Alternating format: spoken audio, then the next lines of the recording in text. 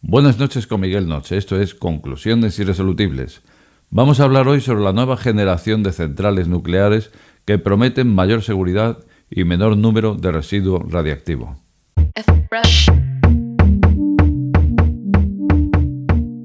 Conclusiones Irresolubles con Miguel Noche. Pues hoy me encuentro una vez más ante una de esas situaciones en las que me habéis pedido que hable de determinada cosa y me lo habéis pedido de todas las formas y a través de todos los medios posibles. Correo electrónico, grupos, etcétera, etcétera, comentarios. Con lo cual, al final no me queda otra. Y eso que no estaba muy convencido porque hace poco había hablado de un tema similar. Pero sin embargo, cuando hacéis esto, cuando me pedís un tema concreto a través de tantos medios, pues no me queda otra que tocarlo. Y esta noche de lo que vamos a hablar es de la nueva generación de centrales nucleares de torio, porque hay una empresa suiza, Transmutex, y por otro lado el fundador de esta empresa, Federico Carminati, como digo, fundador y científico nuclear, que nos están proponiendo un sistema de nuevo concepto, de nuevo reactor nuclear, que en este caso sería de torio. Bien, pues nos está dando una serie de mejoras sobre lo que teníamos hasta ahora, que era el uranio y también el plutonio. Bueno, pues cuando veamos en qué consiste el nuevo reactor de torio, desde luego da que pensar. Seguro que aquí hay algún que otro detractor de las nucleares. Yo mismo, a mí no me gustan las nucleares, sobre todo teniendo alternativas, como la energía solar, por ejemplo.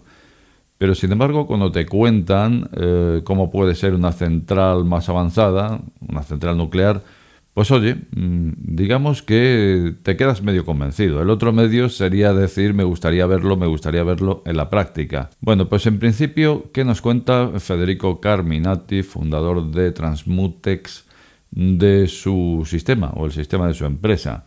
Pues en principio utiliza torio. El torio es un metal débilmente radiactivo y también más tolerante, todo esto comparado con el uranio y con el plutonio. Vale, pues entonces estas dos características nos van a ofrecer o se van a traducir en una serie de ventajas prácticas cuando veamos el funcionamiento de esta central. Bueno, antes de ir al funcionamiento de la central de torio, vamos a repasar cómo funcionaba una central de fisión al uso, las que tenemos ahora. Bueno, pues como su nombre indica, una central de fisión funciona mediante el efecto de fisión, que como sabemos es la división atómica.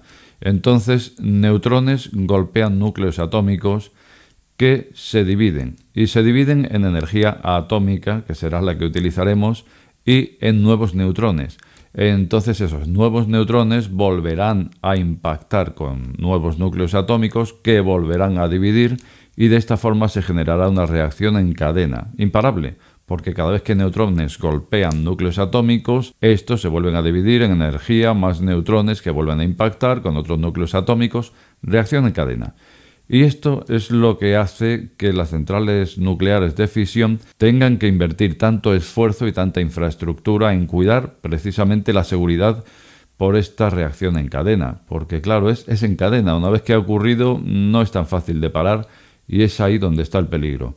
Peligro que cuando ocurre un accidente nuclear y si llega el caso de que el núcleo entrara en fusión, cosa que ha ocurrido muy pocas veces, concretamente es lo que ocurrió en Chernóbil, año 86.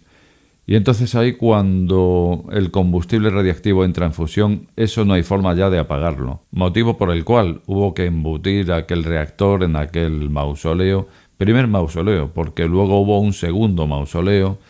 Y claro, lo que ocurre es que ahí debajo está en combustión, está ardiendo ese núcleo atómico y los siglos que le queden o los miles de años que le quede por seguir combustionando.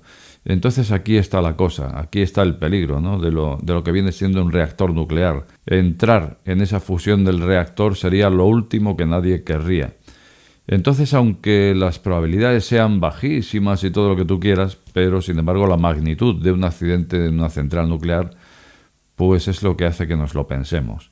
Bueno, pues ahora vamos a ver cómo funciona el reactor de torio y entonces vamos a ver en qué se traducía esto que decíamos de que resulta un metal más débilmente radiactivo y más tolerante que el uranio o que el plutonio. En este caso, al ser más débilmente radiactivo, pues hay que bombardearlo con neutrones, pero que provienen de un acelerador de hadrones. Entonces, ese acelerador, digamos, bombardea ese combustible que está en el reactor de fisión. Entonces, lo mismo, bombardeo de neutrones, fisión, átomos que se dividen en energía, en nuevos neutrones, pero que al ser más débilmente radiactivo no consigue entrar en reacción en cadena, con lo cual ocurre una cosa, y es que cuando se desconecta el acelerador de hadrones, se detiene la reacción de fisión. Entonces nos podemos ir a casa, hemos apagado el reactor. Es bastante más fácil de apagar en este sentido. Entonces, lo que ocurre en este caso es que al no entrar en reacción en cadena, esto añade una seguridad a un reactor, en este caso de fisión, que hasta ahora no tenía precedentes. Porque es tan sencillo como apagar el botón del colisionador y entonces ya se ha terminado esa reacción, se ha terminado la fisión. Eso por un lado, eso en cuanto a seguridad. Pero ahora tenemos el otro aspecto, ese que genera detractores también, y es el aspecto del residuo radiactivo, ese que tenemos que llevar a enterrar por ahí y que no se desintegra de forma radioactiva hasta pasados miles de años. Pues ocurre que en el caso del torio, nuevamente, por ser más débilmente radiactivo, tenemos que se consigue desintegrar en 300 años aproximadamente, frente a 300.000 años que sería la desintegración radiactiva del uranio.